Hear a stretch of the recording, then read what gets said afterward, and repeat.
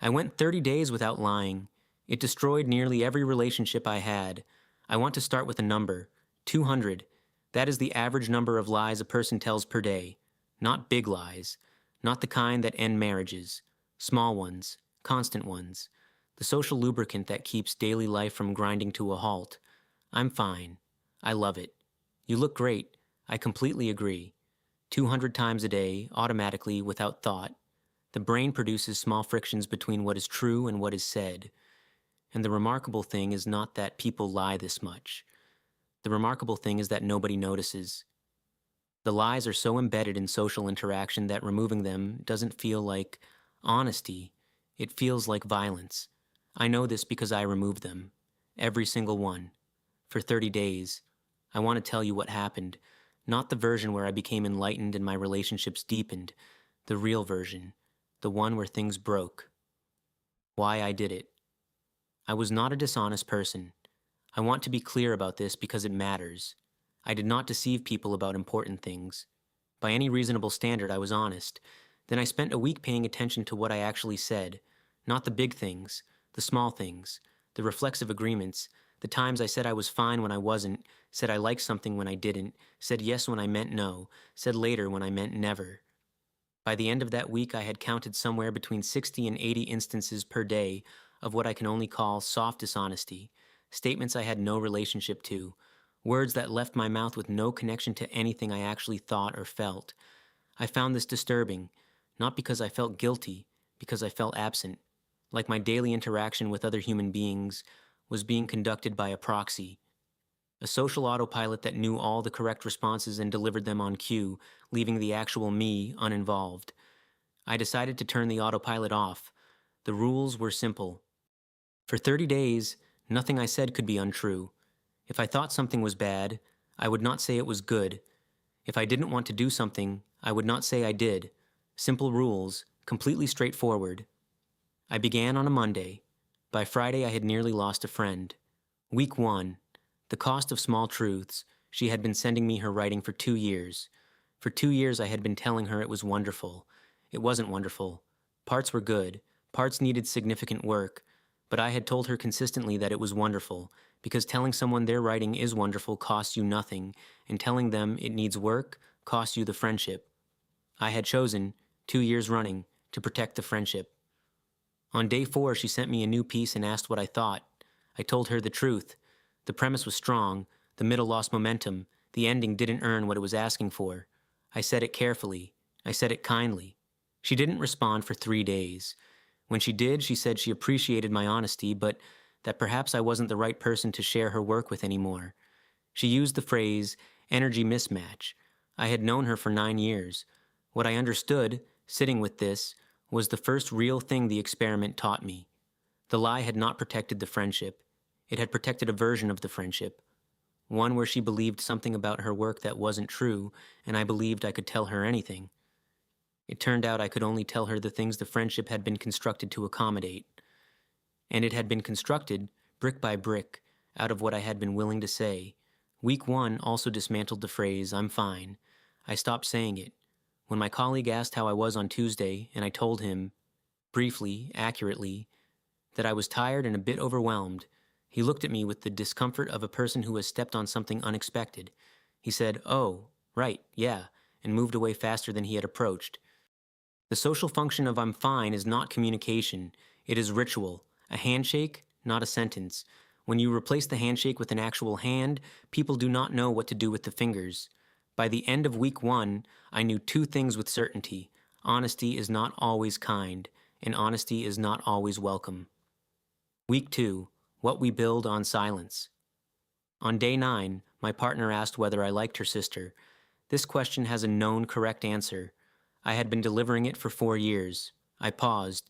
She saw the pause. 4 years of not pausing had made it visible. I said I found her difficult sometimes. I said I didn't think her sister liked me either, and that pretending we were closer than we were made both of us uncomfortable. I said I'd like to stop pretending and just let it be what it is. The conversation that followed lasted 2 hours. It moved from her sister to Christmas 3 years ago, to a dinner party I had apparently handled badly and never been told about, to feelings she had been carrying about my relationship with her family that I had been completely unaware of. It was the most honest exchange we had ever had. It was also the most painful. Not because we fought. We talked, really talked, the way you only talk when something opens a door that has been sealed long enough that what's behind it has accumulated mass. We went to bed exhausted and strange with each other. The next morning she said, "I think I needed that conversation." Then, after a moment, "I'm not sure I was ready for it." Both things were true simultaneously. That kept happening in week 2. The honest thing and the welcome thing were separate objects. The necessary thing and the comfortable thing pointed in different directions, every time. Day 11. My manager asked if I could take on an additional project. In my previous life, I would have said yes immediately. Not because I wanted to, I was already overstretched, but because yes is always safer than no professionally, and I had learned this so thoroughly it had stopped registering as a choice. I said no. I explained why, briefly, without excessive justification. I said I was at capacity and taking on more would compromise what I was already doing. Silence. He said, "Okay, understood," and moved on. That was it. I sat at my desk afterward with the sensation of someone who has been carrying a weight so long they forgot it was a weight until the moment it was set down. Not all honesty breaks things. Some of it just removes what you had built on top of the truth to avoid looking at it. Week 3. What the lies were for. By week 3, the frame of the experiment had changed entirely. I had started with the assumption that lies were weakness, that removing them would reveal something cleaner underneath. More authentic relationships waiting to be accessed. This was not quite right. On day 19, my mother called and asked if I was coming home for the holidays. The yes was already prepared in my head before the question was finished, but I sat with it. I recognized what was underneath it. I didn't want to go, not because I don't love her, because the visits had followed a pattern for years that left me flattened for days afterward, and I had been going anyway, saying yes because saying anything else felt unthinkable. I said, "I'm not sure." I said, "I've been finding the visits harder lately, and I want to think about what would actually make them work, rather than just showing up automatically." She was quiet. Then she said something I had not expected. "I know. I've been finding them harder too." We talked for 40 minutes about the holidays in a way we had never talked about them. What we actually wanted, what had become ritual without becoming meaningful, what we might do differently. We ended the call with a completely different plan than we'd ever had before. It was the best conversation I'd had with my mother in years. It came from not saying the yes that was already prepared and waiting. Week 4. The balance sheet. By day 28, I knew what the experiment had cost. The friendship with the writer was fragile in a way it has not fully recovered from. 2 other friendships had cooled, people who had received accurate responses where they expected automatic agreement and processed this as a change in my feeling toward them. 1 professional relationship required careful management. My partner and I were closer, genuinely, measurably closer. My mother and I had had the best call in recent memory. I told an old friend about the experiment. He listened to all of it. The writer, the cooler friendships, the professional tension. Then he said, "None of that surprises me." I asked why. He said, "Because you'd been lying to those people for years, and they liked the version of you that lied. They didn't sign up for the real one." He wasn't being cruel. He was being accurate. The balance sheet was not what I had expected. Honesty cost me the relationships built on what I was willing to perform. It gave me access to the relationships that could hold what I actually was. These were not the same relationships. What I know now, the 200 lies per day are not random.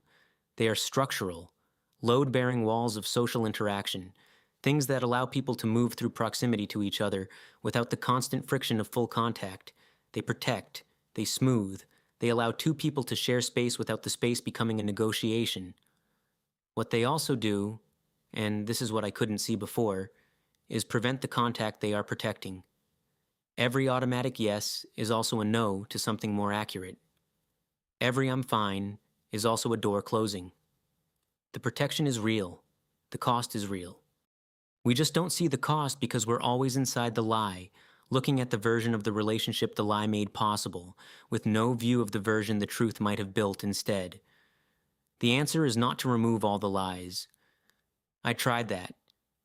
I know what it costs, but there is a version of this, a practice, not an experiment, where you choose deliberately which specific lies to stop telling. Not all at once, one at a time.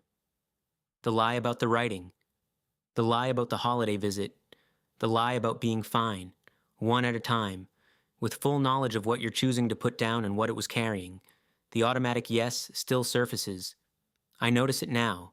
I let it arrive, look at it, and decide, as an actual choice, whether to say it. Sometimes I do, sometimes I don't, but it is a choice now, not a reflex. That is the only thing I was actually looking for. I just didn't know it until I took the reflex away.